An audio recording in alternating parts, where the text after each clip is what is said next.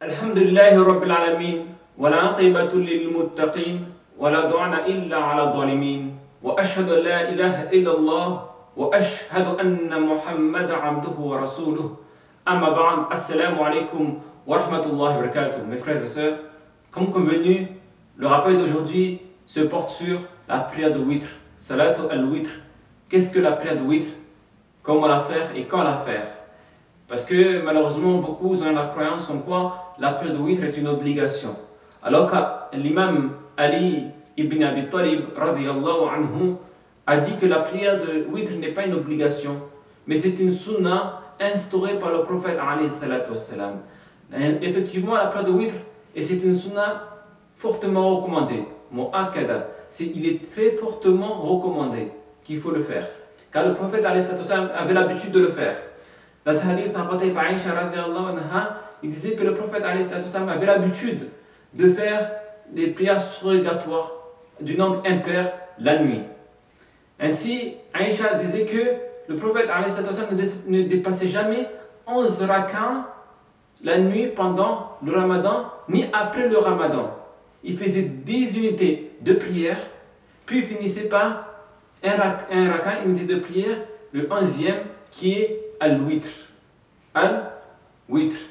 Ainsi, le prophète alayhi salatu wassalam a recommandé dans un hadith rapporté par Ibn Omar radiyallahu anhu, il disait que terminez vos prières surrogatoires de la nuit par la prière de witr, un nombre impair. Un nombre impair. Ou dans un hadith aussi de Aïcha radiyallahu anha, où le prophète alayhi salatu wassalam faisait la prière de witr juste avant l'aurore, c'est-à-dire juste avant la prière de subuh. Au moment où la prière de subuh allait arriver, alors le prophète alayhi salatu wassalam faisait la prière de witr. Il terminait toujours ses prières surrogatoires avec la prière de witr. Et dans un autre hadith rapporté par Aïcha également, où le prophète alayhi salatu wassalam faisait 13 rak'ahs. Mais le consensus des savants ont dit que la prière de tahajjud, il est constitué de 11 rak'ahs. C'est-à-dire que tu fais 10 unités de prière et tu finis par al-witr. Toujours un nombre impair. Le witr, tu peux faire de différentes manières. Soit tu peux faire un enchaînement de unité de prière, tu fais un enchaînement et tu finis par un nombre impair. Ou soit tu fais 2 unités de prière et que tu passes le salam, et après tu fais une unité de prière à part, seule, et cela constitue la prière de witr. Cela constitue la prière de witr. Exemple, tu fais 2 unités de prière, puis tu fais 2 unités de prière. Cela fait 4 unités de prière, et tu finis par un seul, et le dernier, ce qu'on appelle la prière de witr. Et dans ce hadith authentifié par Al-Hakim, où le prophète alayhi salatu wassalam disait que la prière de witr se fait entre l'Aïcha et subuh. C'est-à-dire que tu peux le faire après l'Aïcha. Après l'Aïcha, tu peux le faire et jusqu'à la prière de subuh. Avant que la prière de subuh arrive, l'heure de subuh arrive, tu peux accomplir la prière de witr. Dans un hadith rapporté par Jabir radiyallahu anhu, où le prophète alayhi salatu wassalam disait que celui qui n'a pas l'intention de se lever ou qui ne craint de se lever pour la nuit pour faire les prières de surrogatoire, alors qu'il fasse le witr au début, c'est-à-dire que tu le fais avant de te coucher, avant de dormir, tu fais la prière de witr, pour ainsi te tranquilliser et faire la prière de witr tranquillement et recommander, comme le prophète alayhi salatu wassalam le disait aux compagnons de le faire. Mais beaucoup croient qu'il faut le faire juste après l'Aïcha. Non, le mieux c'est de le faire après les prières surrogatoires. Quand tu te lèves la nuit, tu fais les prières surrogatoires, tahajjud, tu les fais, après tu finis par le witr, car c'est le moment où les anges ils viennent vers toi, ils viennent avec toi pour assister à la prière de witr. Ainsi, quand tu fais des invocations, ils disent Amin, Amin, Amin, pour qu'Allah puisse te répondre et t'accorder tes doigts, tes invocations rapidement. Et aussi quand tu fais la prière de witr, il y a un doigt, une invocation à faire après la prière de witr. Dès que tu as fini, tu dis Subhan al-Malik al-Quddus 3 fois. Subhan al-Malik al-Quddus, Subhan al-Malik al-Quddus, Et après, à la troisième fois, tu rajoutes Rabb al-mala'ikat wa ruh. Rabb al-mala'ikat wa ruh. Une fois. Subhan al-malik al-quddus. 3 fois.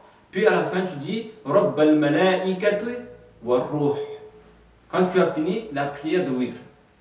Ainsi, dans un hadith de Ubay ibn Khab radiallahu anhu et d'Aïcha radiallahu anha, où il disait que quand le prophète faisait le witr, avant de faire le witr, les 2 rak'at qui précédaient le witr, il lisait surat al-Kafirun. Al-Ala au premier rak'at, au deuxième, surat al-Kafirun. Et au troisième rak'at, c'est-à-dire dans le nombre impair, dans le witr, il récitait surat Ikhlas, c'est-à-dire Qul huwallahu ahad, puis Qul a'udhu birabbil falaq, puis Qul a'udhu birabbin nas. Il finissait ces 3 surats dans un seul rak'at dans le witr. C'est-à-dire que si tu comptes faire tes prières, le witr, donc là, quand tu fais tes prières surrogatoires, avant de finir par le witr, tu récites surat al-Ala, puis surat al-Kafirun, puis dans le witr, tu récites Qul huwallahu ahad, Qul a'udhu birabbil falaq, Qul a'udhu birabbin nas. Et quand tu as fini par là, et c'est là qu'après, quand tu as fini la prière de witr, tu lis l'invocation qu'on a dit ici. Et la prière comme on a dit, tu peux le faire. Si le mieux, tu peux le faire entre l'Aïcha et Subuh.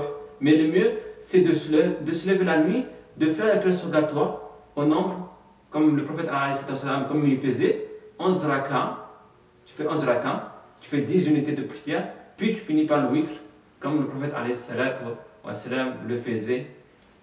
Et alhamdulillah, il faut qu'on prenne l'habitude de faire cette prière de witr et qu'on ne fasse pas, on n'a pas l'intention comme c'est une obligation, car cela, tu viens de faire c'est comme si tu faisais une innovation, parce que tu rajoutes une prière qui n'est pas obligée. Et tu mets l'intention comme si c'est une obligation. Non, c'est juste une sunna fortement recommandée et tu n'es pas obligé de le faire après l'Aïcha. Et le mieux, c'est de le faire vers la fin, comme le prophète faisait, à l'aurore, c'est-à-dire juste avant Subuh. Subhanaka wa bihamdika ashhadu an la ilaha illa anta astaghfiruka wa atubu ilayk. Subhana rabbika rabbil izzati amma yasifun wa salamun ala mursalin walhamdulillahi rabbil alamin.